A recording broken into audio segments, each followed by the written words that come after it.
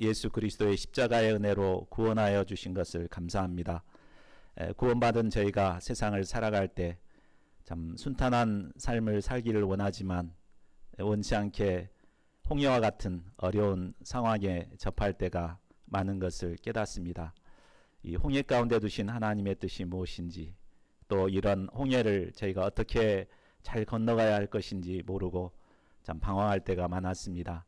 오늘 주신 말씀을 통해서 그 지혜를 배울 수 있도록 도와주시고, 우리가 어떤 어려운 상황도 넉넉히 이겨나가는 자들이 될 수 있도록 도와주시옵소서. 감사하고 모든 말씀을 주 예수 그리스도의 이름으로 기도하였습니다. 아멘. 우리가 인생을 살다 보면 앞으로 나갈 수도 없고 또 뒤로 물러설 수도 없는 이런 진퇴양난의 상황에 처할 때가 있습니다. 저는 개인적으로 12년 전 이 교회를 개척을 막 시작했을 때가 그때가 아닌가 싶습니다. 저는 그전에는 안정된 교육 공무원이었습니다. 공무원이면은 뭐 철밥통이죠. 잘릴 일도 없고. 근데 그 사표를 내고 이제 풀타임으로 개척을 시작했습니다.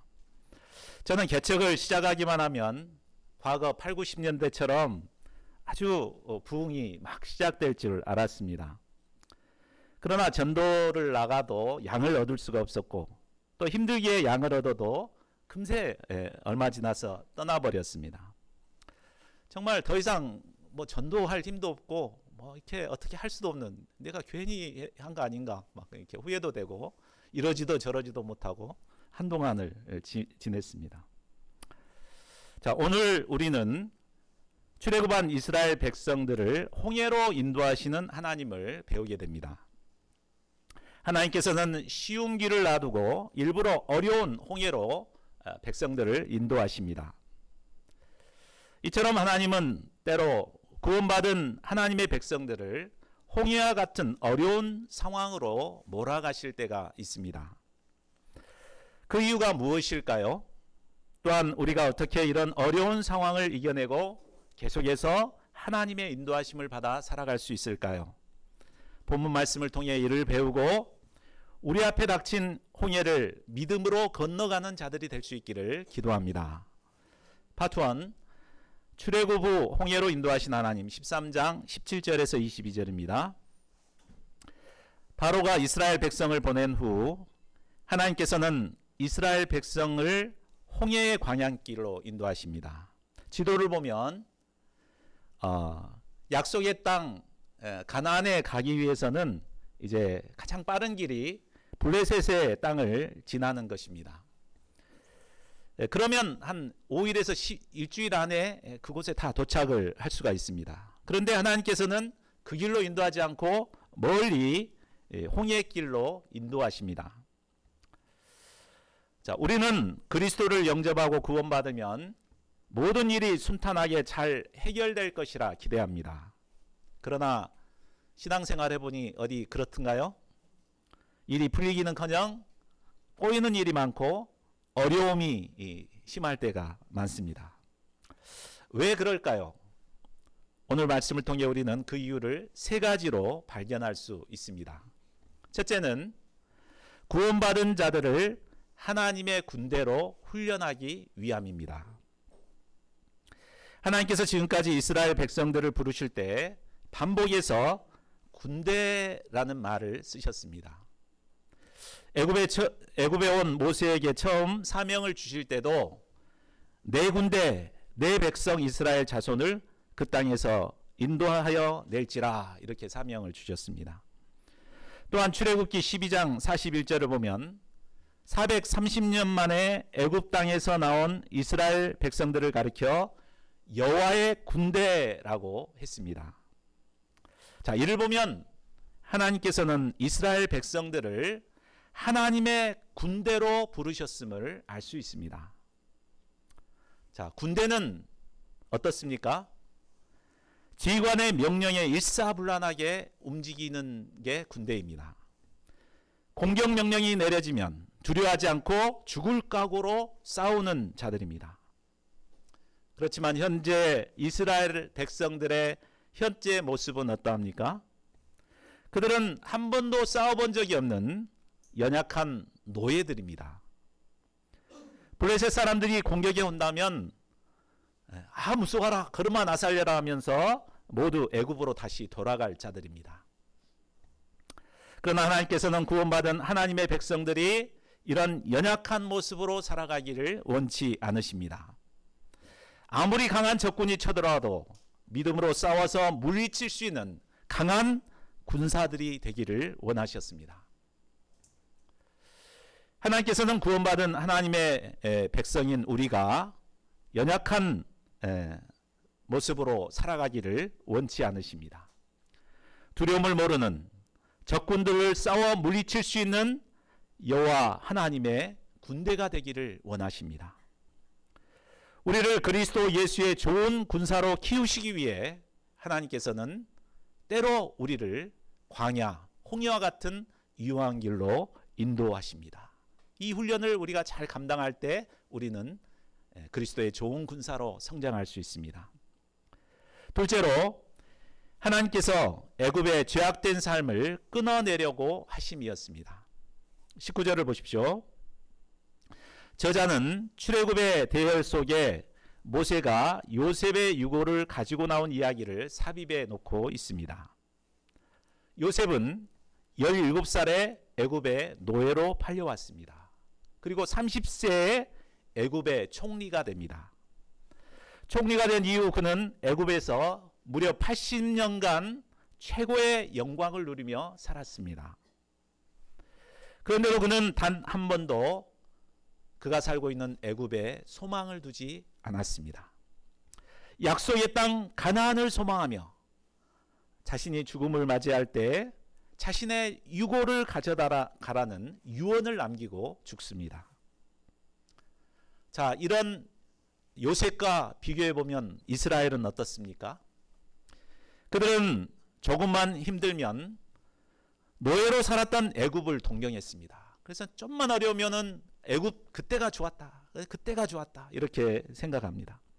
그래서 출애굽기와 민수기를 읽어보면 힘들 때마다 애굽을 그리워하며 돌아가고자 했습니다. 그들은 몸은 출애굽했지만 아직 마음은 출애굽하지 못하고 있었습니다. 하나님께서는 이런 그들이 마음으로부터 출애굽에 이르기를 원하셨습니다. 이 때문에 그들을 홍해로 인도하시고 애굽에서의 삶을 결단하도록 도우셨습니다. 사도 바울은 고린도전서 10장 1, 2절 말씀을 통해 이스라엘이 홍해를 건넌 사건을 바로 세례를 받은 사건으로 해석했습니다. 세례란 뭡니까? 과거 죄악된 애굽의 삶을 끊어버리고 새롭게 하나님의 백성으로 살겠다는 결단을 하는 것입니다. 하나님께서는 애굽의 죄악된 삶을 소망하는 이스라엘 백성들을 이처럼 홍해로 인도하셔서 분명한 믿음의 결단을 통해 죄악된 삶을 끊고 영원한 하나님 나라를 소망하는 하나님의 백성들이 되도록 돕고자 하셨습니다. 이 때문에 하나님께서는 우리에게도 편안한 길보다는 홍해의 길로 인도하십니다. 홍해를 통해 홍해의 고난을 통해 이 땅에서의 죄악된 삶을 결단하고 영원한 하나님 나라를 소망하며 살아가는 하나님의 백성들로 살아가기를 결단하도록 돕습니다. 자, 그러면 그렇기 때문에 우리는 원치 않는 고난을 만날 때 어떻게 생각해야 되겠습니까? 자, 이것을 통해서 나를 끊어내고자 하는 죄악의 요소가 무엇인가를 깨닫고 회개하고 그리고 이제 하나님의 사람으로 살고자 믿음의 결단을 드려야겠습니다. 셋째로 하나님의 인도함을 받아 살아가도록 돕기 위함입니다. 본성이 죄악된 인간은 자신이 뭔가 의지할 것만 있으면 그것을 의지하지 결코 하나님을 의지하려고 하지 않습니다.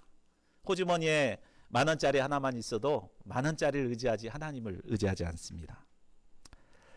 이스라엘 백성들은 지금까지 열 재앙을 통해 어렴풋이 하나님을 경험할 수 있었습니다. 그러나 개인적인 신앙 체험은 없었습니다. 이런 그들이 조금만 어려움을 만나면 하나님을 의지하지 않고 뭔가 다른 것을 의지하고자 할 가능성이 많습니다.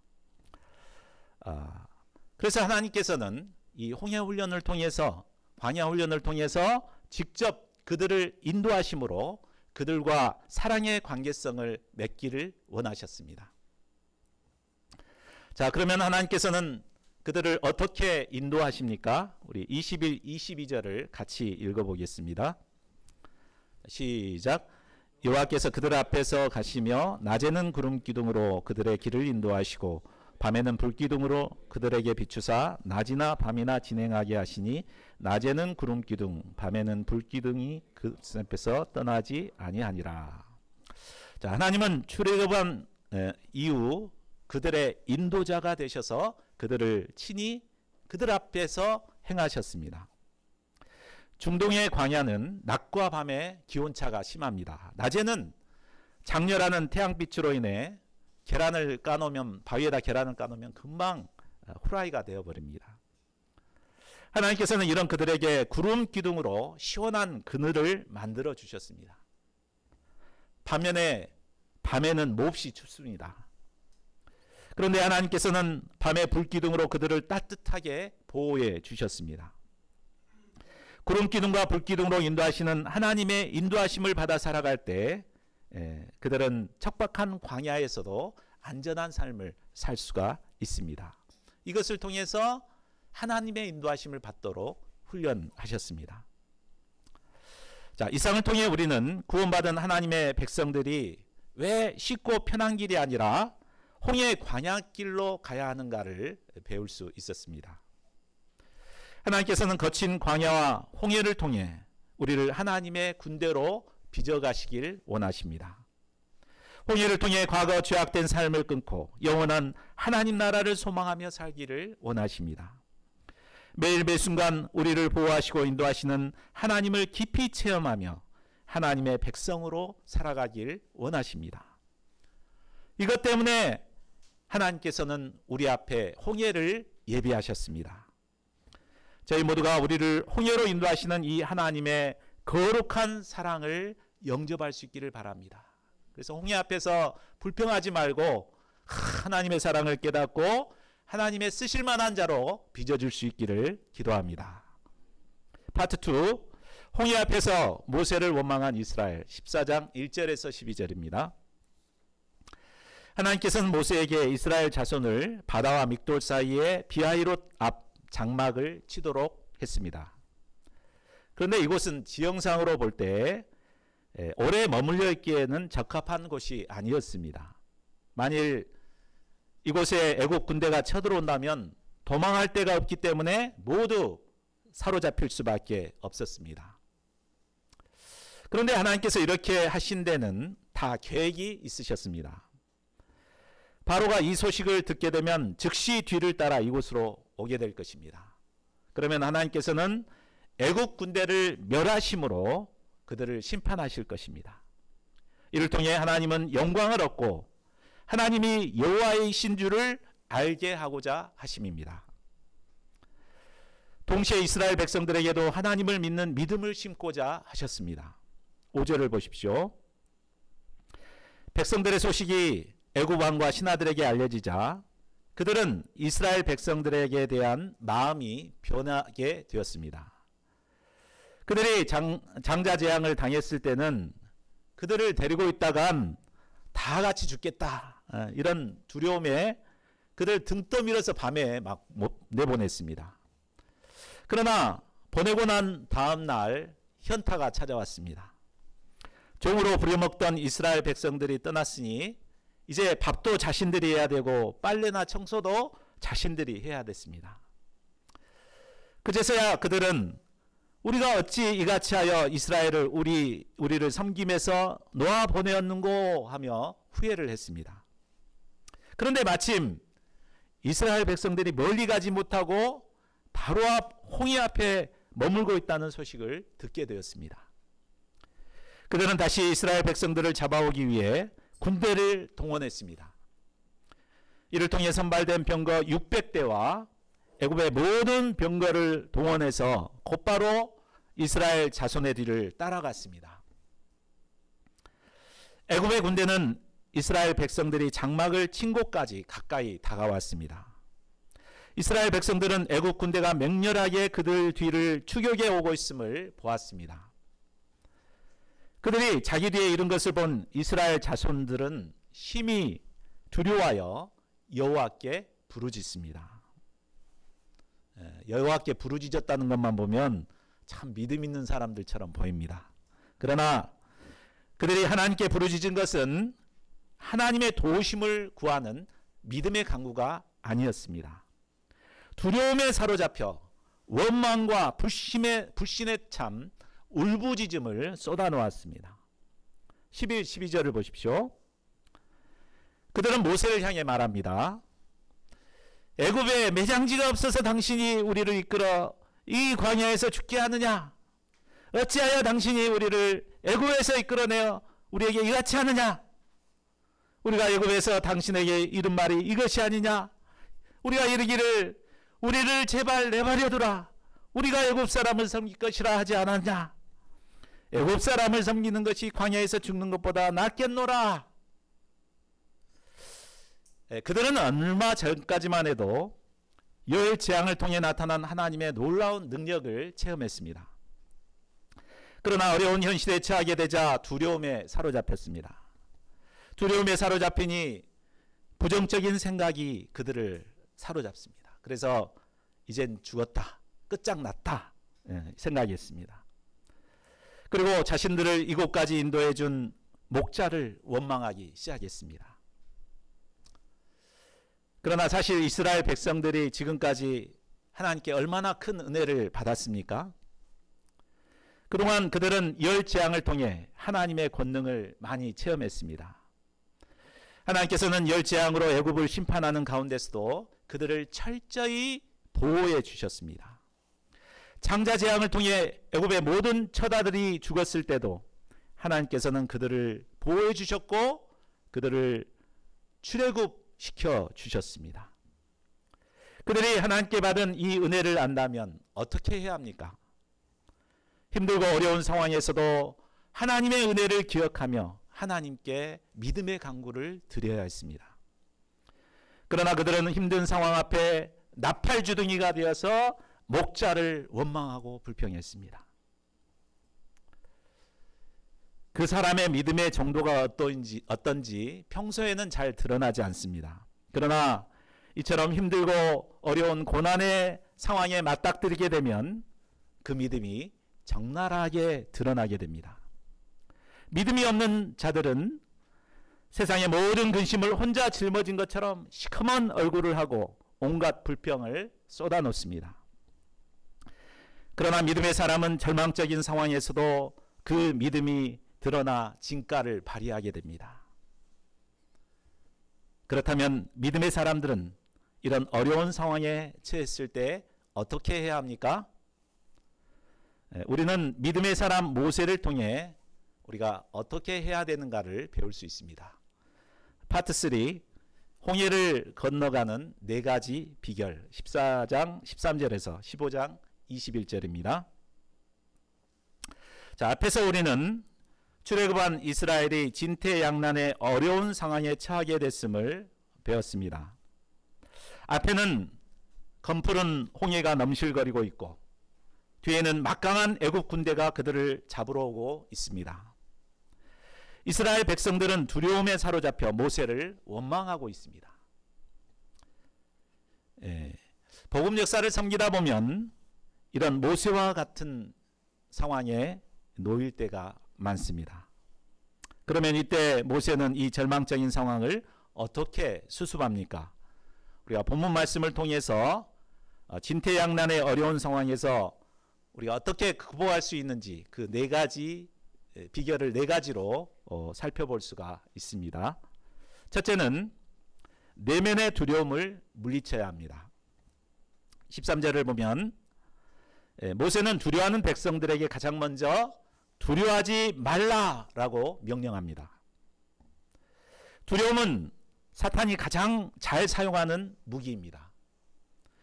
사탄은 조금이라도 힘든 일을 만나면 곧 망할 것 같은 두려움, 곧 죽을 것 같은 두려움을 심어 사지를 마비시킵니다. 천하장사라도 이 두려움에 사로잡히면 아무런 힘을 쓰지 못합니다. 디모데후서 1장 7절을 보면 하나님이 우리에게 주신 것은 두려워하는 마음이 아니라고 했습니다. 하나님은 오직 능력과 사랑과 절제하는 마음을 주십니다. 하나님이 주시지 않았다면 이건 누가 주는 것일까요? 바로 사탄이 주는 것입니다. 그러므로 우리는 우리의 내면에 두려움이 생겼다 하면은 이것이 사탄이 주는 것이구나 하고 알아차려야 합니다. 그리고 적극적으로 이 두려움을 대적하여 물리쳐야 합니다. 마가복음 5장 36절을 보면 딸이 죽었다는 소식을 듣고 두려워하는 야이로에게 예수님께서 말씀하십니다. 두려워 말고 믿기만 하라. 이처럼 하나님의 능력을 체험하기 위해서는 먼저 내면의 두려움을 쫓아내고 하나님께 대한 믿음을 굳게 붙들어야 합니다. 둘째로 입을 다물고 자신의 자리를 지키는 것입니다. 모세는 이스라엘 백성들에게 가만히 서서라고 명령합니다. 14절도 보면 너희는 가만히 있을지어다 라고 명령합니다. 그런데 여기서 가만히라는 말은 히브리어로 하라시인데 그 뜻은 입을 다물라, 침묵을 지키라 라는 뜻입니다. 그리고 서서라는 말이 히브리어로 아마드인데 그 뜻은 자리를 지키라, 자세를 유지하라 라는 뜻입니다. 자, 이것을 풀어서 설명하면 어려움이 닥쳐온다고 해서 막 입을 나불나불 하지 말고 입을 탁 다물고 조용히 자기 자리를 지키라는 것입니다. 우리는 힘든 상황에 처하게 되면 자기 자리에 벗어나 오도방정을 떨기 쉽습니다. 그러나 이때 자기 자리를 지키는 것이 중요합니다. 다니엘 6장을 보면 다니엘은 30일 동안 왕 외에 다른 신이나 사람에게 구하는 자는 사자굴에 던져놓기로 한 왕의 명령이 내려졌다는 사실을 잘 알고 있었습니다. 그 조서가 자신을 죽이기 위한 것이라는 것도 너무나 잘 알고 있었습니다. 그러므로 그는 자신의 자리를 떠나지 않았습니다.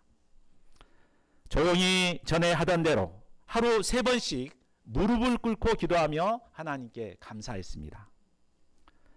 아무리 힘든 상황이 오더라도 우리는 하나님께서 우리에게 맡겨주신 자리를 지켜야 합니다. 기도의 자리를 지키고 사명의 자리를 지켜야 합니다. 그래야 할 때 하나님께서 친히 일하심으로 상황을 정리하십니다. 자, 셋째로 오직 구원의 하나님만을 바라봐야 합니다. 모세는 백성들에게 명령합니다. 여호와께서 오늘 너희를 위하여 행하시는 구원을 보라. 우리가 힘들고 어려운 상황에 처하게 되면 우리는 그 어려운 상황만을 바라보기 쉽습니다. 이스라엘 같은 경우는 이제 넘실거리는 이 홍해를 바라보고 저게 얼마나 깊을까? 또 뒤따라오는 애국 군대를 바라보고 얼마나 많은가? 막 이렇게 그것만 바라보기 쉽습니다. 그러면 어떻게 되겠어요? 두려움에 사로잡혀서 막 죽을 것 같죠. 또 아니면 연약한 자신을 바라보기 쉽습니다. 그러면은 어떻게 되겠습니까? 나는 할 수 없어. 나는 안 돼. 절망하고 쪼그라듭니다. 또 아니면 힘없는 목자를 바라보기 쉽습니다. 목자 같은 좀 해주지 왜 저러고 있지? 그래서 그러면 또 원망과 불평이 생기게 되죠. 자, 그런데 모세는 누구를 바라보라고 합니까? 이런 것들을 보지 말고 오직 여호와 하나님만 바라보도록 돕습니다. 하나님은 어떤 분이십니까? 우리를 구원하시는 여호와 하나님이 되십니다. 우리를 위하여 원수와 싸우시는 하나님이십니다.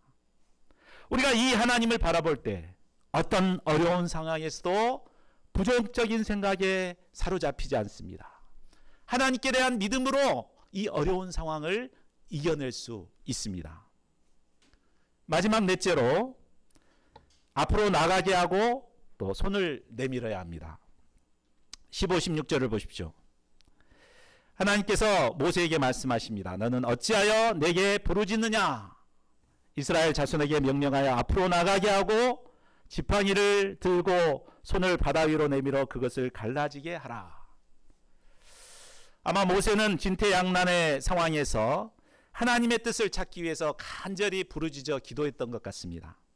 그러자 하나님께서는 기도하지 말고 이스라엘 자손들에게 명령해서 앞으로 나가게 하라 라고 하십니다. 현재 이스라엘의 모습은 어떻습니까? 뒤로 물러서 가지고 이제 항복해 갖고 그냥 총으로 다시 살아야 되겠다 이렇게 마음을 갖고 있잖아요. 근데 그 사람들 도와가지고 앞으로 전진하도록 격려하고 이렇게 믿음을 심어가지고 앞으로 나가도록 도우라는 말입니다. 그리고 모세에게는 하나님의 말씀에 순종해서 믿음의 손을 내밀라고 합니다. 그렇게 할 때 이 홍해가 갈라지고 마른 땅으로 걸어갈 수 있다고 하십니다. 참 그러나 이것을 순종한다는 것은 참 쉬운 일이 아닙니다. 그러나 모세는 이제 이것을 믿고 순종을 하게 되죠. 자, 참 리더가 어떤 사람입니까? 참 리더는 아무리 절망적인 상황이라도 하나님의 뜻을 찾고 백성들에게 방향을 제시하는 자가 참 리더입니다. 거대한 홍해 앞에 손을 내미는 것은 아무런 의미가 없는 것처럼 보입니다. 그러나 하나님께서는 하나님의 말씀을 믿고 믿음으로 내미는 그 손을 축복하십니다. 그리고 일하십니다. 하나님께서 일하실 때 어떤 놀라운 일이 일어납니까? 21, 22절을 보십시오. 모세는 하나님의 명령하신 대로 바다 위로 손을 내밀었습니다. 그러자 하나님께서 큰 동풍으로 밤새도록 바닷물을 물러가게 하시고 물이 갈라져 마른 땅이 되게 하셨습니다. 그리고 이스라엘 백성들은 바다 가운데 난 이 육지로 당당하게 걸어서 나갔습니다. 반면에 애국 군대는 어떻게 됐습니까? 24절을 보십시오. 하나님께서 뒤따라 홍해길로 들어간 애국 군대를 어지럽게 하셨습니다. 그들의 병거와 바퀴가 벗겨져 홍해 가운데 고립되었습니다. 이때 모세가 하나님의 명령을 따라 다시 손을 바다 위로 내밀자 멈췄던 물이 갑자기 흐르기 시작했습니다. 이로써 애국 군대와 병거는 모두 홍해 바다에 수장되고 말았습니다. 자, 이 홍해 사건을 통해 이스라엘 백성들이 배운 점이 무엇입니까? 우리 31절을 같이 읽어보겠습니다. 시작. 이스라엘이 여호와께서 애굽 사람들에게 행하신 그 큰 능력을 보았으므로 백성이 여호와를 경외하며 여호와와 그의 종 모세를 믿었더라. 하나님께서는 이 홍해 사건을 통해 이스라엘 백성들을 애굽 사람의 손에서 완전히 구원하셨습니다. 이스라엘 백성들은 이 상황을 깊이 체험한 후에 이제 비로소 하나님의 크신 능력을 믿고 하나님께 대한 경외심을 갖게 되었습니다. 또한 하나님과 모세에 대한 신뢰심을 가질 수 있게 되었습니다. 이제 하나님의 놀라운 능력을 체험한 모세는 15장에서 찬송을 지어서 이스라엘 자손과 함께 찬양합니다. 이 찬송은 이스라엘 역사상 최초로 부르는 찬송이었습니다. 모세는 자신의 힘이요 노래시며 구원이 되시는 여호와 하나님을 찬양했습니다. 하나님께서 구체적으로 애굽 군대에 어떤 일을 행하셨는가를 찬양했습니다. 또한 구속하신 하나님의 백성을 하나님께서 능력의 손길로 보호하시고 장차 주의 성결한 처소로 안전하게 인도하실 것을 확신하며 찬송했습니다. 자, 이상을 통해 우리는 앞뒤가 꽉 막힌 홍해를 만났을 때 어떻게 길을 내서 앞으로 나갈 수 있는가를 배울 수 있었습니다. 우리 한번 어떻게 한다 그랬죠? 비결 첫 번째, 두려움을 물리치라는 거죠. 예, 두려움을 물리쳐야 합니다. 우리는 힘들고 어려운 상황을 만날 때 먼저 내면의 두려움을 물리쳐야겠습니다. 또 두 번째, 어떤 힘든 상황에서도 묵묵히 자기가 있어야 할 자리를 지키는 자들이 되어야겠습니다. 또 오직 우리를 구원하실 구원의 하나님만을 바라봐야겠습니다. 무엇보다 뒤로 물러서는 지체들을 잘 도와서 앞으로 가도록 돕고, 또 자신은 하나님의 말씀에 순종하여서 믿음의 손을 내밀어야겠습니다. 이렇게 할 때 우리 앞에 이 진퇴양난의 이 홍해길을 내서 나아갈 수 있습니다. 저희 모두가 이 비결을 몸에 익혀서 우리 앞에 놓인 홍해를 넉넉히 건너는 자들이 될 수 있기를 기도합니다. 말씀을 맺겠습니다. 이상을 통해 우리는 하나님께서 우리에게 편한 길을 주시지 않고 홍해길을 주시는 이유가 무엇인가를 배울 수 있었습니다. 그것은 우리를 하나님의 군대로 훈련하기 위함입니다. 또 우리가 세상의 죄악을 끊고 하나님의 백성으로 살아가도록 돕기 위함입니다. 또한 고난 가운데서 하나님의 인도하심을 받아 살아가도록 돕기 위함입니다. 우리가 이 하나님의 뜻을 영접하고 우리 앞에 닥친 고난을 잘 이겨내므로 하나님의 백성들로 성장해 갈 수 있기를 기도합니다. 또한 우리는 앞뒤가 꽉 막힌 홍해 앞에서 어떻게 홍해를 건널 수 있는가도 배울 수 있었습니다. 개척 역사를 섬기는 저에게도 크고 작은 홍해들이 가로막았습니다.